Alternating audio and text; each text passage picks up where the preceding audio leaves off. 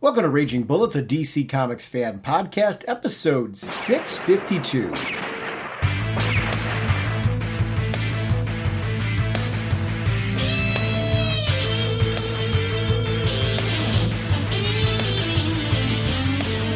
Welcome to Raging Bullets. I'm Sean Whalen, drnorge. I'm joined as always by my co-host Jim, the sensei of the whatnot, the Duke of the Sultan of Strategery, the indestructible, bridge-defying, promises he's not the pariah of the show, and of course he is the elder statesman of the podcast, Segulin.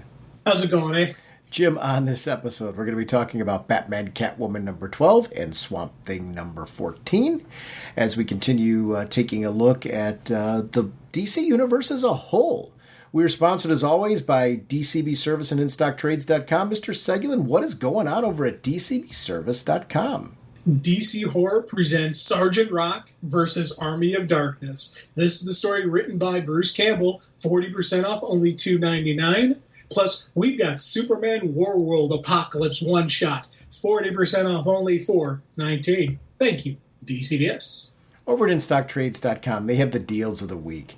They have Batman Detective Comics hardcover, Volume 2, Fear. $29.99 regularly, 50% off, only $14.99. Birds of Prey Whitewater trade paperback, $19.99 regularly, 50% off, only $9.99. DC easier for me to say, DC Poster Portfolio, Jenny Frison trade paperback, $24.99 regularly, 50% off, only $12.49. I love these poster portfolios. They're really, really cool things. I want to thank DCB Service and InStockTrades.com for continuing to support our show. We are running a contest. The contest has kicked off in July and is running until September 3rd.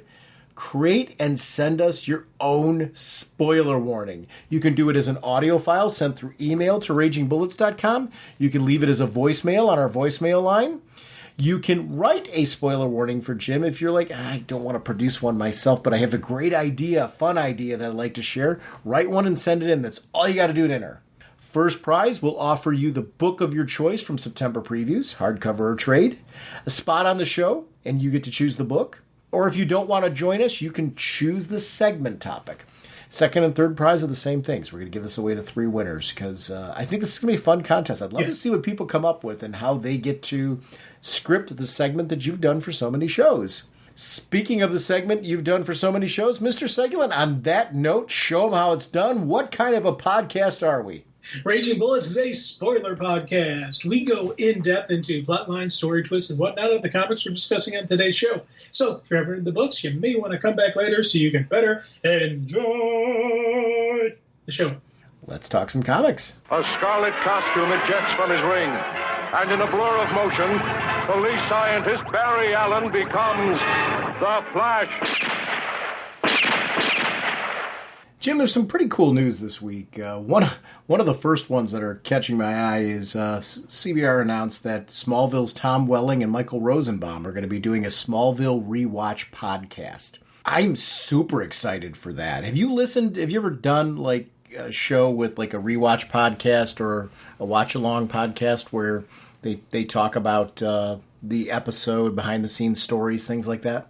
I've seen a couple of those, like as the DVD extras and those kind of stuff, but never a lengthy run of going through a full series. See, I have. I've been listening to one for The Office. There was one for there was one that went along with Battlestar Galactica when it was on. There's many shows like this. I love it, and Smallville has been a show that I've been looking to dive back into. And this will get me, what I'm probably going to do with this is watch the episode at home and listen to this in the car, so that way I can kind of get, enjoy the episode in its entirety, but then hear the stories and the behind the scenes stuff along the way. This thing is right up my alley because this has been a show I've been wanting to dive back into. It's been years since I've seen Smallville. I'd love to rewatch it again because it was one of those shows that had a lot of impact on me. And I think really set the stage for a lot of the better superhero TV that we're getting now. So that's exciting for me. Is that something you'd check into, or? Yeah, actually, I think I dig it. Because, again, Smallville, you put it best. It really did expand it brought back the the superhero TV shows for me. And it was like I still love that show. And there's still scenes from that I absolutely love. And just, so it'd be neat to watch it again. Yeah. And just those two for me have always been, of the entire cast, they seem to be the most down to earth guys. The most down to earth, just everyday kind of people. Every time you see them, they crack jokes and just general communication. You can sit back. I think I could sit back and have a beer with them. All the actors that have been on that show, those two always. Even when, all the craziness was going, when after, Michael Rosenbaum left, he still was like appreciative of the Smallville audience. He wasn't one of those disgruntled, I don't want to be known as Lex Luthor the rest of my life. Same thing with Tom Welling. He's like, they want to do other stuff, but they never snubbed or, were down on the Smallville fan base. For me, that was something that was really cool to see in those two actors. Deciding to do a rewatch podcast around a show like that is because it ran, 10 seasons, was it? Am I right on that? I think so. Yeah. Here's the thing. It had a lengthy run. I love the idea of them going in and exploring that show again. So I'm all in on that. And not just the podcast, but rewatching the show to accompany it. There's a trailer up on the Facebook group, and I want to thank Jared and James and anyone who really has posted at all in response to any of these news articles. We rely heavily on this. There's a Paper Girls trailer, which is it's a comic series by Brian K. Vaughan of Runaways and Saga and Why the Last Man. He's just a terrific writer. I love that there's another adaptation of his work coming out. So that's something that I'm excited to see. itch.io, and I hope I'm pronouncing it right, it's itch.io, launches 750 plus game bundle for $10 to raise abortion funds. The cool thing about this, I'm a big gamer. There's a ton of content available in that list. So go to the Facebook group if you're interested in this at all and check out what that bundle is that's being offered. It's like for $10. I mean, it's insane. Skajam did another post about a book, Rick Random, which it's a Fleetway one. I've heard of it before, but I really don't know much about it. I love reviews like this because it starts to set the stage for things that you've missed. I find that I really enjoy pulpy classic comic content.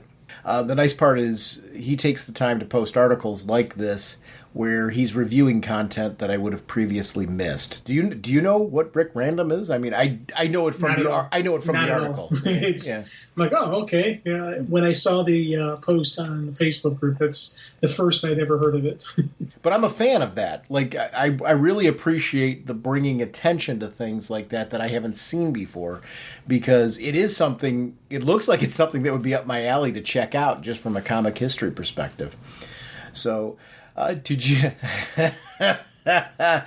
There's few things I'm like, do I want to get spoilery with this or not? So this is a bit spoilery. It's from Joshua Williamson's Twitter, and I was geeking out when I saw this. I did see it first, admittedly, from our Facebook group. The cover for Dark Crisis #3. And I love the tagline, "You should have called us first." JSA! JSA! I am so happy with this.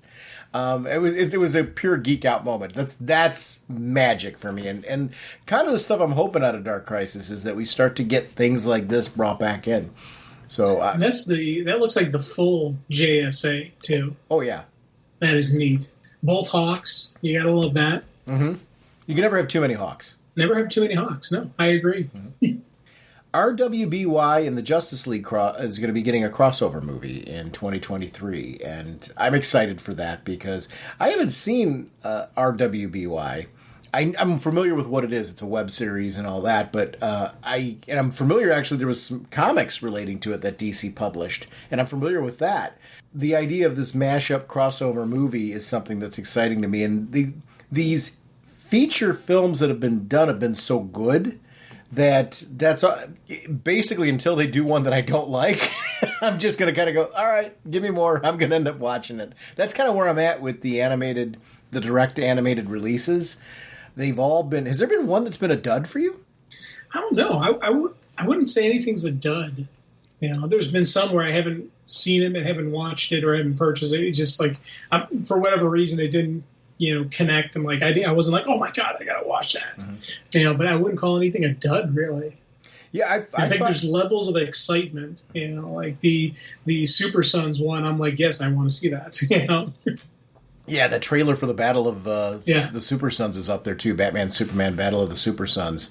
A different animation style. We're used to like the more of the traditional like hand-drawn animation. Now we're getting something else with that one. I'm excited for that. I hope it's good. I mean, the trailer has me interested, so it'll be interesting to see how that ends up playing out. But that's another one that'll be right to the top of the stack.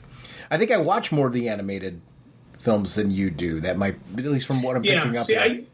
That is something with me in the animated, because again, it's the time to see it, finding time, and actually watching it. I've got a list of stuff that I want to watch still.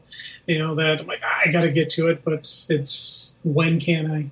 What I'm finding with a lot of them is I enjoy the experience. Like, I enjoy watching them the one time through. There's two categories. There's the ones where it was a great one watch, or a good one watch. Like, I was entertained by it. Thank you for entertaining me during that time. And there's ones where it's like, okay, this is going to be a rewatch. Where I'm glad to see it again and I want to see it again. So they seem to be falling in that category. I haven't had one where I've had buyer's remorse, if that makes sense. Like, to me, a good one that's entertained me for a watch, that's worth it. That was a worthwhile expense. But that's really the worst thing I would say about it is, it was a good one-time thing. I don't necessarily need to see it again, because I've got so many of them now that if I'm going to go back and if I tried to go back and rewatch all of them, I don't know how I would make that happen, which is a good problem to have. I'm glad that there's so much content. This isn't really related to our podcast much, but I just more talking about these economic times. There's a newsletter startup called Substack, which is basically a newsletter company. They're laying off 14% of their staff due to the uncertain macroeconomic outlook right now. I'm worried about this for the world of comics in general, because it seems to be very hard to operate businesses right now. Costs are becoming higher and higher.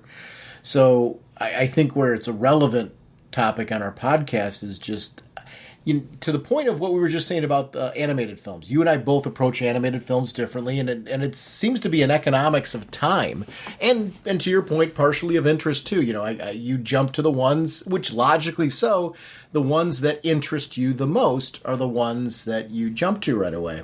When I look at comics, it's the same thing, right? It's an economics of time, and obviously one of interest. I love variety in my comics. I love variety in content.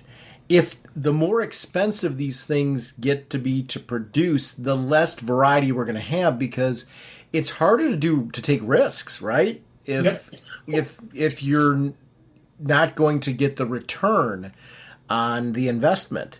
And I think it's really important that we get content in comics that are, I love, the issues in comics where they're of a character that I didn't expect, or a team up or a mashup that I didn't expect, that are interesting. Our next episode, because we're recording 2 episodes back to back, I'm going to talk about some comics that I've read recently, and 2 of them in particular are mashups, crossovers between characters. And I think you lose variety when you don't have the opportunity to produce them, because they won't make money. And I get worried about comics' future for that. Not just in the big 2, Marvel and DC, or Image even. It's the smaller publisher who's really out there struggling, trying to get their own, create their own book out there. I love that there's variety out there in comics. It's well, one of the things I think is going to happen, and I agree, the comic industry is going to be in trouble, but I think what we'll see is the comic industry itself will survive, but all of these support elements are not. like publishers, the actual physical book publishers, they will go under. The comic shops will go under. But the main companies will then shift to the digital side.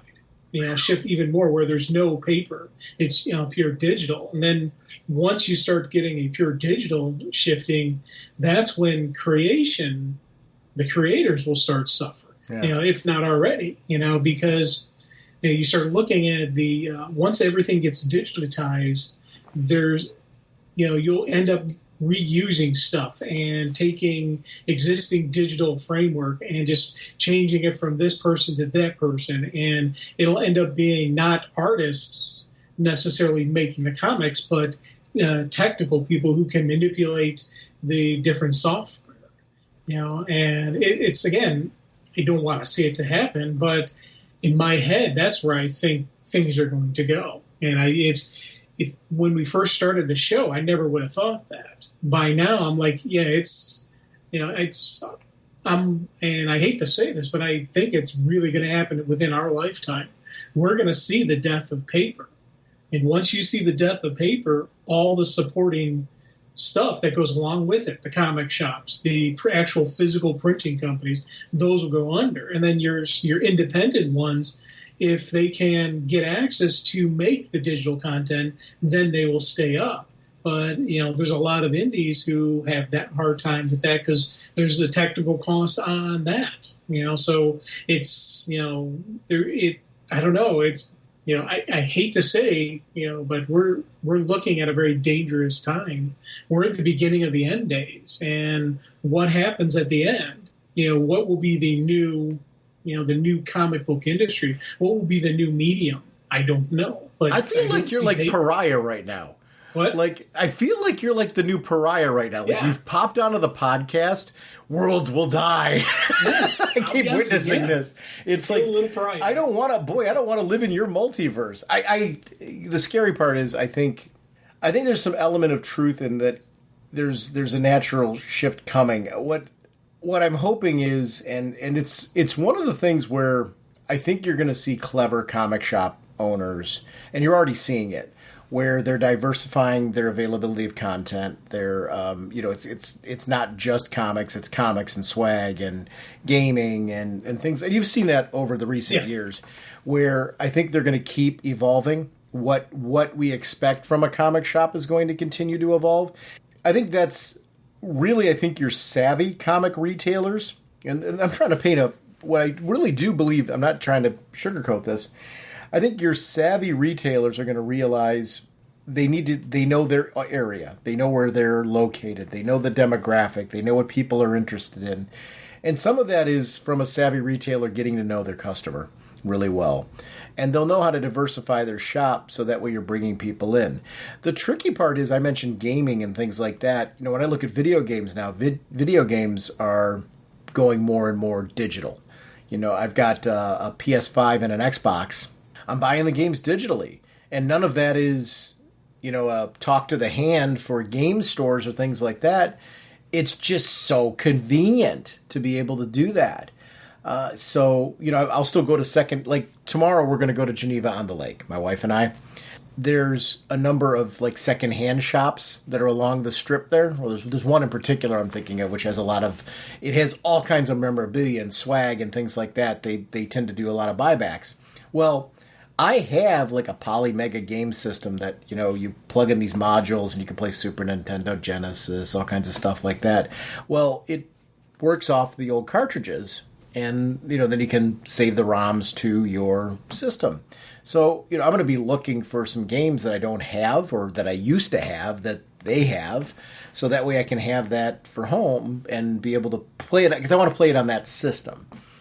And it'll be nice to go in there and shop for that. They also have comics there. They have old DVDs and VHSs.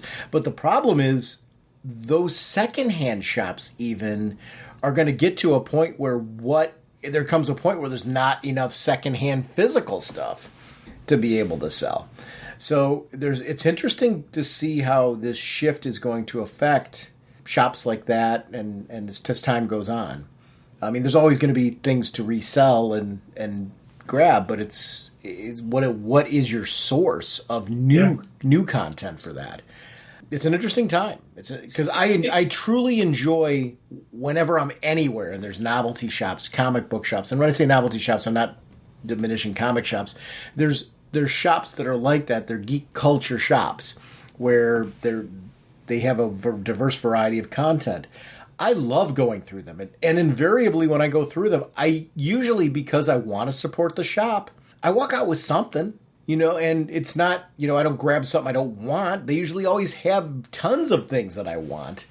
And I want that business to be there because that's part of the joy. But there's 2 shops at Geneva on the Lake I go to every year when I go down there. We go at least twice. And I always make a visit in those shops. I always walk out with something because there's something of interest. That doesn't happen if there's not physical items to be there. So you're painting an interesting picture that I hope you're wrong about too. I'll be honest with you. I never want paper to go away. Right. I love paper. Mm-hmm. I read more digital now than I do paper, but I still love paper. I still love the actual traditional comic, and I don't want the shops to go down. And to your point, my 2 main shops I go to. There's a much more statues, action figures, the various it's within the comic book and like the horror genre, the various the collectibles, and that's where they're kind of going to. I bought something at shops doing like that. To your point, and I'm sorry, I didn't mean to cut you off. When I was at your shop with you, we went. Who was visiting us? Was that Mike Gordon? Yeah. We went to, Mike Gordon. We went to your comic shop by you, and I picked up a Robin statue from the shop just because I saw this statue that I want. It was really great, and it was nice to go into the shop and grab that swag. So I think that's going to be the kind of diversification that you see of shops where you're going to see more and more of that type of content. I see your gaming shops. I know GameStop's kind of reworking itself, for example, to have more of that type of content available in it. And I hope it's successful because I love going through and I love seeing that stuff. And it's kind of like going through a museum, but you walk out with something and then buy it to support it. So I'm fingers crossed on that type of thing happening because I love comic shops and I think they're really important. And I hope that the picture you're painting is met with as comics evolve, that those shops are able to evolve. And I think there's always, I'm waiting for, how retro becomes cool again, and we see that happen in a wide variety of ways. I'm waiting for there to be something that makes retro, comics as a concept retro and cool again. It happens. Things go in cycles. There's going to be some cool creator that just comes up with something that is neat and different and targets an audience. It's not for us. We're not that target audience for that. It's going to hit a crowd that's unexpected and blow up. We're never going to be that. We shouldn't be the target crowd for that. It should be that thing that hits the unique audience, and we'll just enjoy it because we're already here. You got me. I'm on the hook already. It's the people that are outside that. It's an interesting time. Oh, no, you don't! Our first discussion this episode is going to be a Batman Catwoman number 12. Tom King is the writer, Clayman on art and cover. Tomeu Mori, it's Tomeu, is the colorist. Clayton Cowles is the letters. Travis Charest, Jim Lee, Scott Williams, and Alex Sinclair on the variant covers. Brittany Holzer is the editor. Gillian Grant is the assistant editor. Chris Conroy is the group editor. Batman created by Bob Kane with Bill Finger. Superman created by Jerry Siegel and Joe Shuster by special arrangement with the Jerry Siegel family. I didn't know what to expect from this issue with this series kind of wrapping up. And boy, I am so glad this was a 12-issue series. It felt big. It felt epic in its storytelling, especially with the fact that it was telling things in different times of the life of Batman and Catwoman. So this one's labeled Black Label. I guess I will say I want this to be in continuity for very obvious reasons. I don't know that it is, but it is. Boy, it sure feels like Certainly it feels in continuity to Tom King's run on Batman. I really loved his take on this couple, and I'm glad he had the opportunity to tell this story because it was the relationship with Bruce, with Selina, with the Joker, just as importantly, the daughter, Helena, I thought was just such a spotlight of this. This ended in a very, very satisfying way. Exactly. Sometimes it's okay to give us what we want. Yes. And for me, this gave me exactly what I wanted at the end. This is like where I wanted it to go. You don't need to pull the rug out from underneath me. And if that means you got to slap black label on it, slap black label on it, and please give me what I want. Thank you to the creative team for this, because this made me smile from cover to cover. Dude, I absolutely love this. This was wonderful beyond just, and everything you said about how Black Label, I want this continuity. I really do want this continuity. Yeah. I would love to see Bruce and Selina together. I would love to have the daughter intermix. And it was cool because even in earlier, I read a couple of issues in when Bruce wanted her to start patrolling. He even said Damian was patrolling at this age. And she's like, Damian was raised by a group of assassins. And I love the fact that there is ties to the current universe in this. Yeah. So they very easily could have plugged this into the universe. But the scene I love the best had to be, when as soon after Bruce dies, what's the first thing she does? She kills the Joker. I love that. I absolutely just thought that was absolutely brilliant. She kept her word to him as long as he was alive. The second he's dead, gone. The interesting part with her is I loved this idea of her coming to terms with what her relationship was with the Joker, what her relationship with Bruce was, and who she was. I love the idea that as a couple, she is not Batman. And Joker was trying to put her in that category of, well, if you're choosing him, you're being Batman. Her justification, there's that cool bit where she talks about it's not Batman and Batman, it's Batman and Catwoman. And you can be different people and add something to each other. And I really loved that exploration of what a relationship is and what a healthy relationship is between a couple. And I felt like I loved these two throughout not only this series, but Tom's run. Wow, I thought powerful moments where it was very real world, very grounded. And when you make characters like this feel human, feel real, it adds something more, even when, you've got these fantastical elements of superhero worlds and colorful villains and that type of thing. It just added something to it. The exploration of the relationship. Selina's journey of discovery of who she is and how she fits in was something that I thought was really great in this, because Bruce had the same moments, and that was something that she helped him develop too, because he had to start moving beyond, I am just the wounded boy whose parents were killed. It's who is Batman beyond that? Who is Bruce Wayne beyond that? What does that mean? Why am I Batman? What does that mean for me as a person? And I love that exploration. It just, to me, is... We talk all the time on the show, and you're one of the biggest advocates for it, of evolution.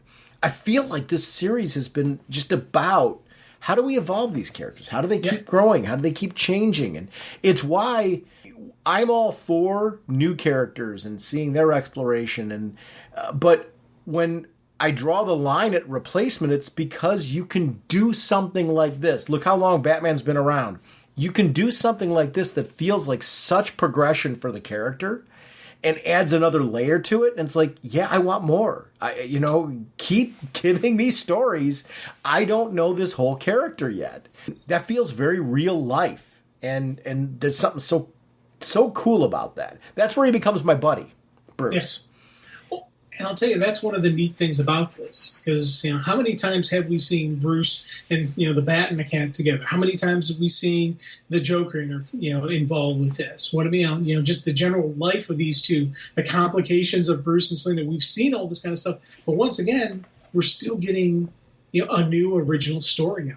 And that was the thing that really got me, in that we've told the story before of these two having just the difficult relationship, if anything, and add the Joker into the mix, how the nature of the Joker being, just a part of Bruce's life to the point where he's always known the secret, never told anybody. He's always known, what's going on with them. He's always been the person who tries to throw them off.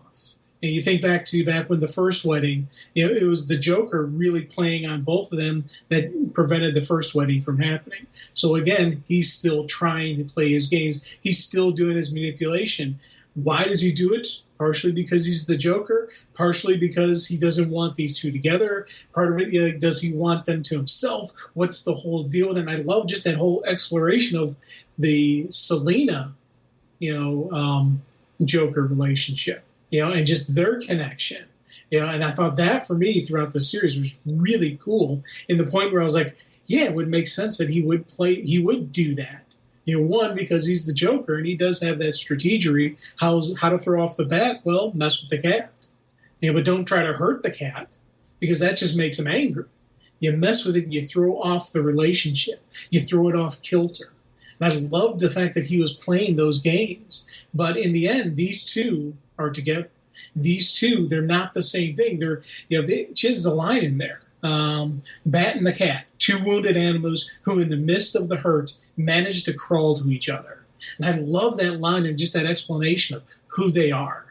Yeah, and that's a piece that's fantastic. Appearances by, like, Alfred. And where that's interesting to me is I think back about my relationship with my wife, right? We've been together 26 years, 22 married. My wife has spent copious time with both of my parents. I've spent time with her parents. Neither of my parents are around anymore. But I can place stories about when my wife and I went and had lunch with my mom. Holidays with both of my parents. Various different, with my brother, his family, things like that. And as you look through all of that, you look at different timestamps of your life. The moments with Alfred, with just around the Christmas tree, and seeing that they're, Selina just making the comment about, I never had, there are presents under the tree. Thinking about her story and her backstory and her experience and how she would, journey to adulthood. This is a foreign world to her. And it's like living a brand new life, and her appreciation of things that we take for granted are just so interesting to see it through Selina's lens. It just made me see another layer to that tough person. It's amazing. Selina's a character where you can make her vulnerable, very childlike, and yet it takes nothing away from her sequences where she has great maturity and shows a very hard edge. Those layers of the character, I think, are what I find so compelling about Selina. And I think your really talented writers get that about the character, embrace it, and it's great to see it in a singleton issue where you see her in multiple stages of her life, but not even just the multiple stages, multiple situations, because to shift from that to those moments with her daughter. And I loved the framing of the artwork where you've got the cats in various, like, laying down, things like that, almost pawing at the panels. It was so awesome. What a great creative visual design that it didn't need to be done, but boy, did it add a charm to this book. Well, the one where the cat is hunting down the mouse. Yes. I love that. From top to bottom, you can see the cat stalking that little mouse. And, and I wanted to see a scene where we see the cat with the mouse, but they never give it to us. I'm like, but I guess, you kind of can't have a thing where he's chowing on that would kind of throw it off. But again, I did like those non-traditional panels, and the jump again between the different times. That, that always used to throw me off. But with this one, I really loved how they blended the different aspects of the story.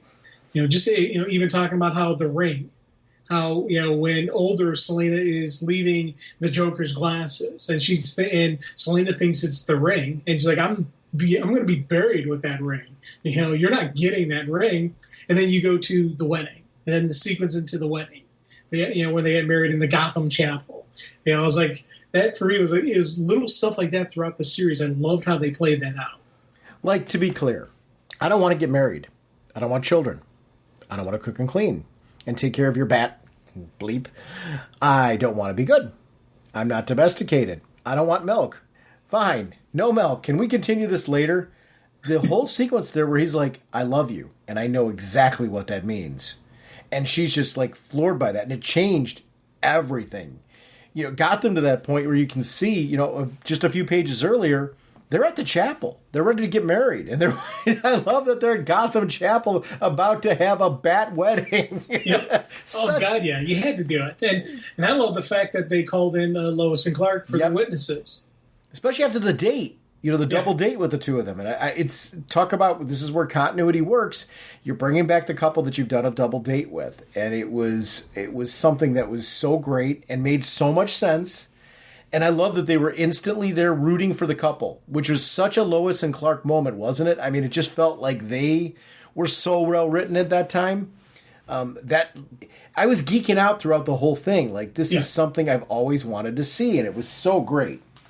And it was funny when Selena was initially talking about, you know, they'll be here in a heartbeat. I was thinking the Bat family. I wasn't even thinking Lois and Clark until, you know, you get the scene. Clark, we're doing it, like, oh, of course. Then flies right in, just, you know, immediately there. I was like, this is outstanding.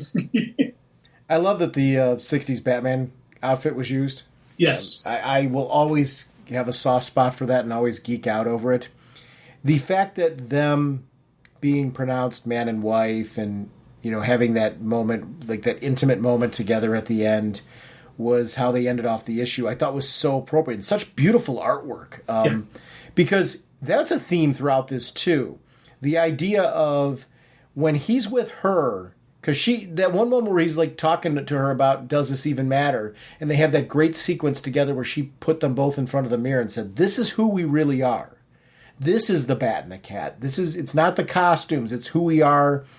You know, it's underneath. It's who we are. I love that it ended with that framing of the two of them, you know, him dressed in the tux, her dressed in a nice dress. But in the back, you see the Bat and the Cat. Such a beautiful, beautiful sequence of events. The artwork in this was really, really stunning. Yeah. Oh, that is something that really goes along with this. You know, this was a great team up of, you know, the story. I absolutely love the story. But, you know, again, the jumping, the sequencing, the time jumps, the changing over, but still that consistency of who the different people were. You know, old Selena still had that level of sex appeal that Catwoman needs to have. You know, and I love how the daughter, you know, kind of has that blend of Bruce and Selena in her.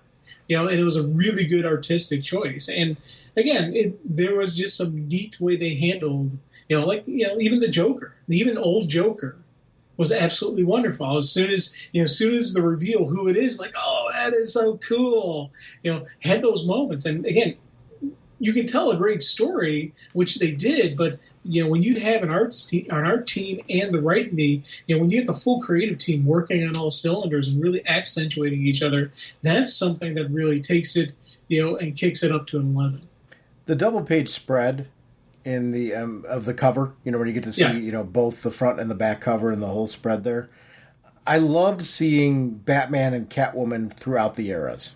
I thought that was really a sharp component to it and something that really just stuck with me. You won't get away from me this time, Buster. Our next discussion is on Swamp Thing, Season 2, issue number 14. The writer is Ram V, with art by Mike Perkins, colors by Mike Spencer, letters by Aditya, Aditya, Bidikar, Bidikar. Cover by Perkins and Spicer, with variant covers by Steve Beach, editor by Ben Mears, and Swamp Thing was created by Len Wein with Bernie Wrightson. I love this series, and it's been one that it's unfortunately, it's a 16-issue series, and there's been a season 1 and a season 2, and it's been one of those that unfortunately fell on the back burner for me, just because I didn't get to it, not because of any lack of interest. We were talking about things to do on the show, and I thought this was a great series to take a look at just because it really is a unique take. We've got a different Swamp Thing, but yet it's it's not like a relaunch where you're ignoring everything that's come before. This is where Swamp Thing has gone now. I really, really enjoy Levi. I enjoy his interactions with Hal Jordan. I enjoy his relationship. I like that he's a Swamp Thing who is in touch with the Green, can turn into Swamp Thing, but yet can turn back to being human. But being Swamp Thing has a major impact on your life and how you interact with others and how you interact with the world. And we get to see all of those pieces. Swamp Thing has a certain heady kind of creep factor, but also a certain heady look at the world. And I wouldn't want every book to be like this, but man, do I really enjoy good Swamp Thing storytelling, because it adds something different to my reading library. And Ram V, just once again, for me at least, is hitting it out of the park. What has been your exposure with this? And did you? I guess I should ask you, did you like this as much as I am? It's because I don't think you had been reading it before we did it on the show. Where were you at on this book? See, I was not reading it before we did the show. Mm-hmm. Before we talked about it on the show, it was something. Swamp Thing is one of those things where it slips through the cracks for me very easily because it's not Superman and Batman. Mm-hmm. It's not the big name, so it always slips through. But every single time I read it, I go, man, this is really good stuff. It's a cool character. I like this guy. And I always immediately say, man, I want to read more. And that was the thing that happened with this one. I completely missed all of season 1. And when you talked about, let me start reading. And so I kind of dove into, at season 2. And I immediately went back, got all of season 1, read all of season 1 through, then read all of season 2 again. And I'll tell you, the one thing I absolutely love about this series is what the stuff you said, how, yeah, this is a new Swamp Thing, but this isn't a relaunch. This isn't getting rid of anything that happened. Everything happened. It's still around. This is just a new avatar connected to the Green. And he's got his own different type of connection. And I love how, he is his own. He has his own connection. He has his own, association with the Green. He has his own personalized, that he got from his father, that from his upbringing, and from past mistakes that he's made, with the big money people, and just the consequences that he's had when he backed the wrong people, and just all these things that have happened to him, all with his showing his connection to the Green. And I loved seeing that. And again, like you said, this is a great guy. Levi's a really cool character. You gotta love someone who's got flaws, who's got heroic strength, who has human weaknesses. Who's got that he's got the connection, and he had the power, but he didn't use it right. He didn't use it in time that it got taken away from him. But he's still a hero. He's still going to gut check it. He's still going to go through it, and he's not going to, lay down and let the world die. And I love that, how we get to see those heroic moments in him. And again, just the connecting, what you said about with him in Green Lantern. I thought, dealing with when he dealt with the Suicide Squad was awesome. And then I'm like, oh, that's a really cool team up. Then the Green Lantern comes in, I'm like, oh, okay, green and green, okay. No, there's even a deeper connection there. And I was like, that is cool. That's a good usage of the Green Lantern, good usage of the Green Lantern Corps, good connection of the nature of the Green itself. It's not just here on Earth. It goes out. The Green spreads out throughout the multiverse. And I loved just that concept and that idea. And again, just the notion of, and the stuff that we saw about Levi and his personal will, his personal strength of character. Willpower isn't the absence of fear. It's the overcoming of fear. It's the overcoming of the doubt. And I love the fact that Levi's got this doubt and this fear, but he's able to overcome it. And that is his strength as Swamp Thing. And I think that, again, it's a really cool character, really neat concept. I'm hoping that this gets an extension, because this started off as a 10-issue thing, and then they said, no, we're going to go to 16. I'm hoping they say, hey, guess what? We're going to go to 24. We're going to extend it out even further, because this is a really neat series. Or we get a season 3 or something like that, because I'm with you. And I love that Green Lantern was the guest, because, sometimes the the leaning is to go towards Batman or Superman, which I love seeing team-ups with both of those characters. This, to your point, made a lot more sense because then you can incorporate space elements and some of those pieces, the cosmic pieces, into what's going on with Swamp Thing, which, you're right, we don't get to see that as often with this character, but yet it made so much sense in how they were explaining it. The other thing I also loved is going for some deeper cuts, like bringing in Alec Holland's daughter, Tefe Holland. You know, it was his daughter with Abigail Arcane. And having her be a part of this season 2 was fantastic. And it was great to see her have some interactive elements in it and they introduced her in such a way where, how do we bring her into this, making her, for longtime fans, somebody that, like, wow, geek out moment that she's here, but also accessible for newer readers. Did you find, like, characters like that appearing where I'm guessing you didn't have a history with her before this, am I right? Well, not the daughter. I knew of, Abigail Arcane, and I knew about that connection. So I was immediately able to connect who she was to it. So that was, for me, that was a kind of a cool connection. And they did a good job explaining who she is. And so there was no confusion on my end. But, when first saw her, you see the bright white hair. I'm like, oh, okay, that's Arcane. Oh, no, that's the daughter. Oh, neat. I didn't know that, And again, how they kept bringing in the different Alec and how they kept bringing in all the different avatars, and they had Queen Ivy in there, for a period, and then they had just Ivy, who wasn't the mega power of the Queen Ivy, but it was more the innocence, in Ivy, because she was also another avatar of the Green, and she was in there when he was in the Green. I thought that was a cool thing to have both versions of Ivy in there. And of course Woodrow, Wood was there. I'm like, oh, that's cool. I remembered him from when we did read him, when we dealt with the Swamp Thing in the past. I'm like, oh, okay, cool. They're bringing in just these, anyone who had this connection. And then again, you got this brand new villain in, with the machinist, like, oh my God, it's just, I'll tell you, great way to deal with this about how man and its machines are killing the planet, because we are. So we've got a cancer. Let's get rid of it. It goes back to the whole, a lot of times with Ivy does that, where she goes after the businesses and she destroys mankind, is killing the planet. And I love just seeing those kind of connections. Again, great introduction of a villain, great evolution of a villain within the series. Now we've got the final chapter coming up to the final battle. Really looking forward to it. Zeatar was an interesting character in that, too. This idea of this, because that's where Swamp Thing can get really heady, where you get into this metaphysical stuff, and you've got this, Zeatar's one mind. Zeatar's always in agreement. Zeatar has never had a doubt before. Curious. I will hear more. And the idea of Swamp Thing, like, basically changing, Levi, changing his, not just his appearance, but his overall physical state to infiltrate, embrace, and almost become one with Zeatar, so that way Zeatar starts to see humanity from a different perspective.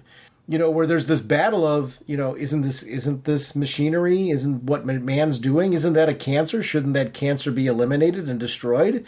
This kind of debate over reality I thought was really, really cool, because Levi is really fighting for the fate of humanity. And has to really believe in humanity's value in spite of the evidence that's being laid before him of things that are inarguable. That, like, we're not always so great at taking care of our world or ourselves. I thought it was just a really interesting concept. I like seeing him come up with real defenses to humanity. Not shying away with what Zeatar is saying, but defending humanity in spite of it. And explaining humanity in spite of it. And that's the way you had to handle it. And that was, again, really neat part of the story, was how he defends without dismissing the arguments. Because Zeatar has solid arguments about the nature of mankind. But everything always has that other side. And that, for me, again, it shows the intelligence of Levi that he could handle that. If the argument was on me, the planet would be dead and that had to be over. Because this was a really slick and cool debate. And I think one of the stuff when you get a story where it is a lot of the dialogue story, you could lose an energy of the book, but that's something that the art team did really well with that. Where you've got this, this heady discussion going on about the nature of mankind and is there redemption? Along with that, I loved how initially it started off as like the seed going in, and then it got planted and it took root as their discussion is going, and it was kind of a neat symbolism going on, visual element of as Levi's starting to make his argument, starting to get the connection to Zeotar. You're seeing that plant that was initially a seed grow into something, and it starts spreading throughout the series. And they're talking about how the cancer cells are just a mutation, but there's that single cell that no longer understands its function, and how that one little manipulation. It was just a really beautiful argument towards why we're not so bad. Why, you shouldn't destroy us. You should let us actually deal with the problem of that's affecting the planet. Let us work together to take this out. Mankind's not the problem. It's this monster who's all, toxins and whatnot. And I liked how that dance came about, where it wasn't like, hey, you think back to when two heroes meet, there's always a fight. Well, we had that here. We had a brilliant fight, but it was an intellectual fight. Yeah. It was a debate, but the art team kept up with this beautiful artwork to keep us into the story, and it was kind of funny because, I talk about how I've got my one read through, I've got, my art read through, then I've got a secondary read through. With this one, there was a couple read throughs where I went back again and just reread the debate and just reread the discussion and tried to block out all the images so I could just focus on the words being said. But the artwork just kept pulling me in. And then that's when I kind of realized how you can't just read the words. You can't just look at the artwork. You really got to look at the overall, everything together. This is another book. We talked about with Batman and Catwoman, how the art and the story really worked well together.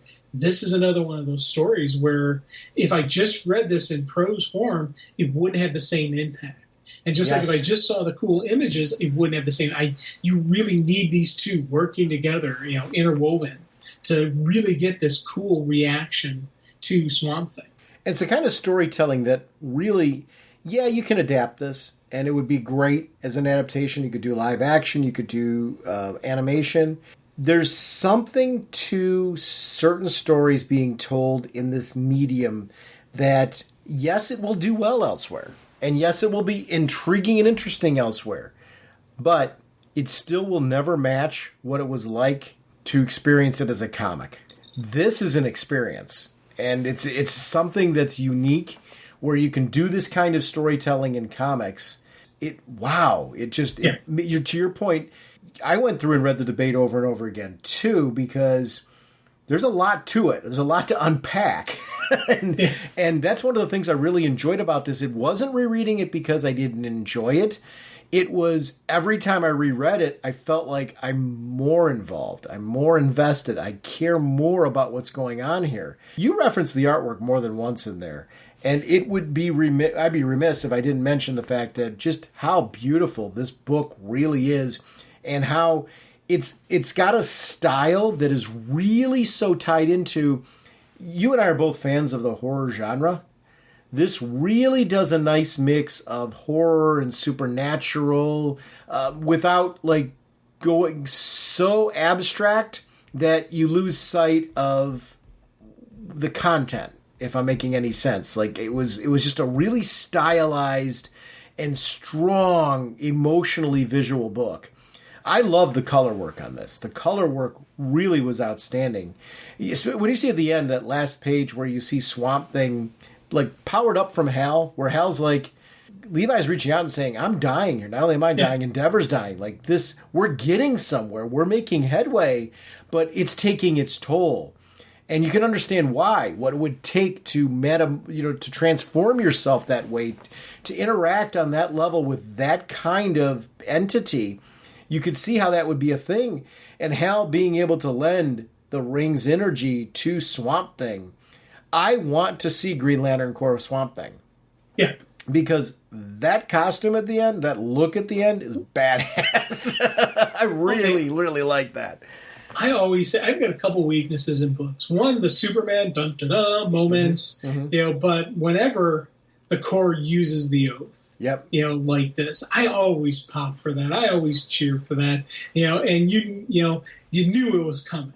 When he's reaching out, calling for help. I love just that first opening sequence where he first says, "In brightest days," and you see the energy flare on the eyes. I'm like, oh yes, and you're just going through, and it's, I always pop for, the Green Lantern Corps oath being used to energize, being used to do something that's not a traditionally Green Lantern-esque thing. Absolutely love this sequence. This for me was one of those, okay, it's go time now. It's time to throw down. You're dealing now with the Corps and the Swamp Thing and Endeavor and the Trinity, the Trinity. How's she going to play into all of this? What's going to be her role in this? I think that for me was a really neat concept. How we've got, as this story's going on, we're still introducing new people. We're still dealing with more parties adding to this story, and it's building. And again, it has that build to it. Yeah, honestly, this is a terrific series, and I'm so glad that you got out of this what I did. I mean, in your own way. I mean, it's fun talking to you about this because you're almost making me see it from a different lens. I think it's such an experience read that it's like going to an art exhibit, right? And you and I can go through the same art exhibit and really like it and see a lot of the same things, but it's a personal experience.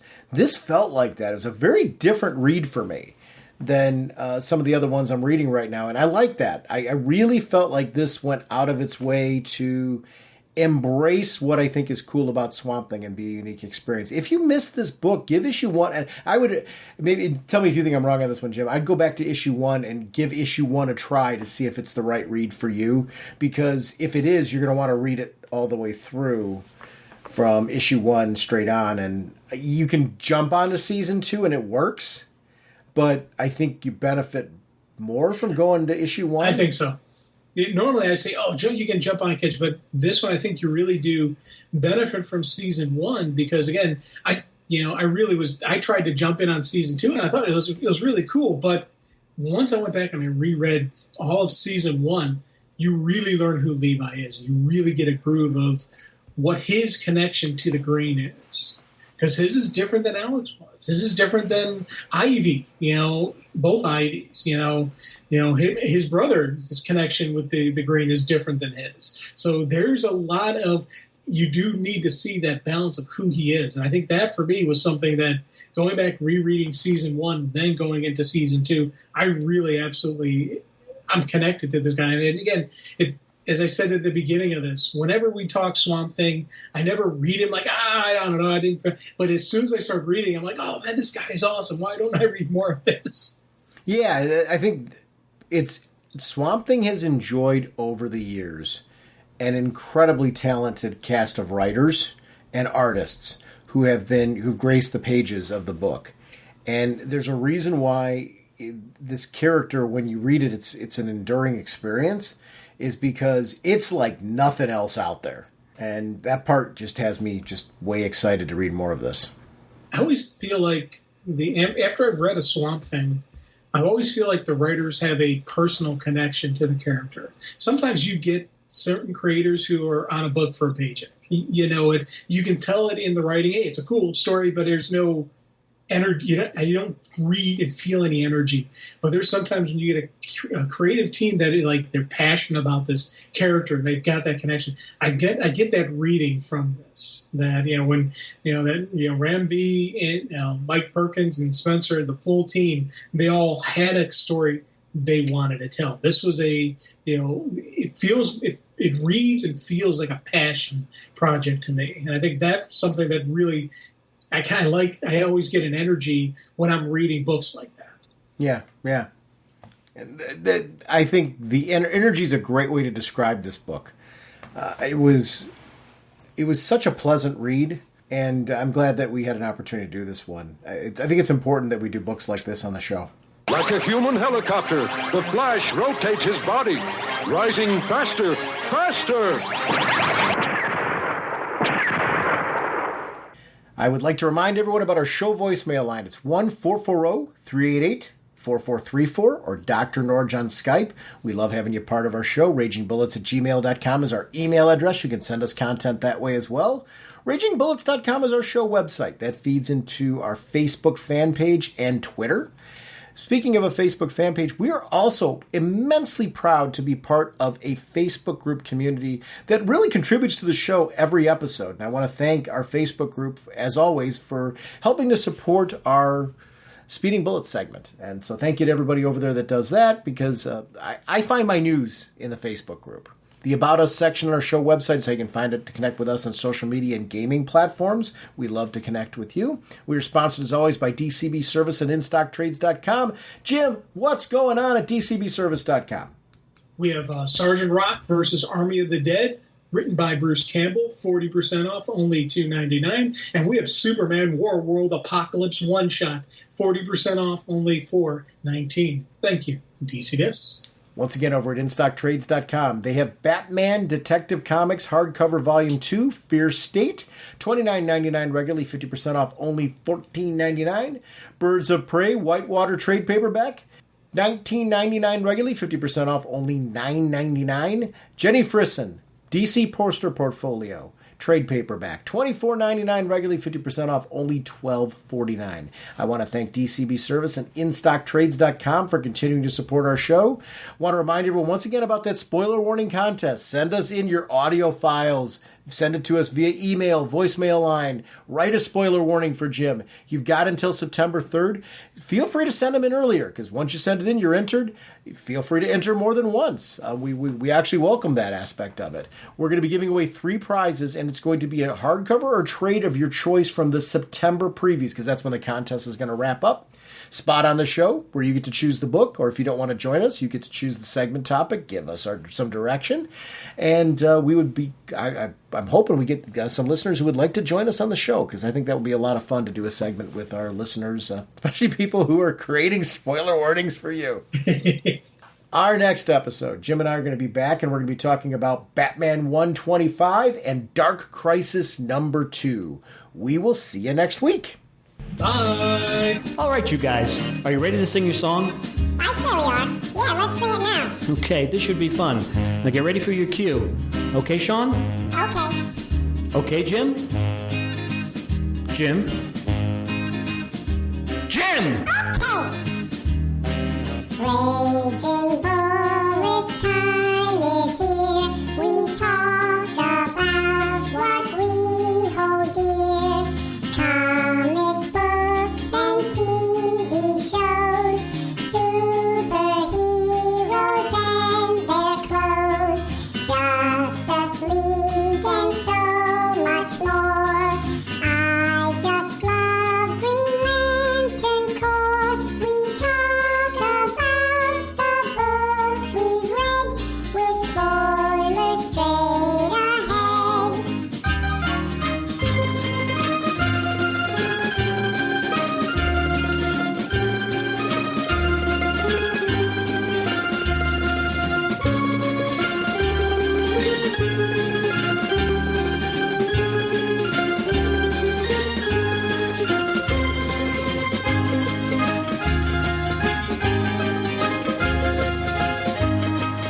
Okay, fellas, get ready.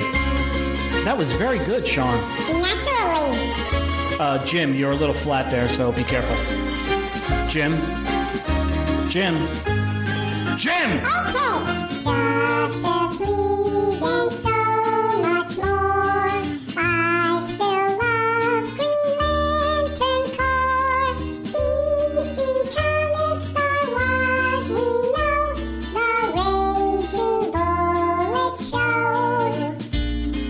DC Comics are what we know.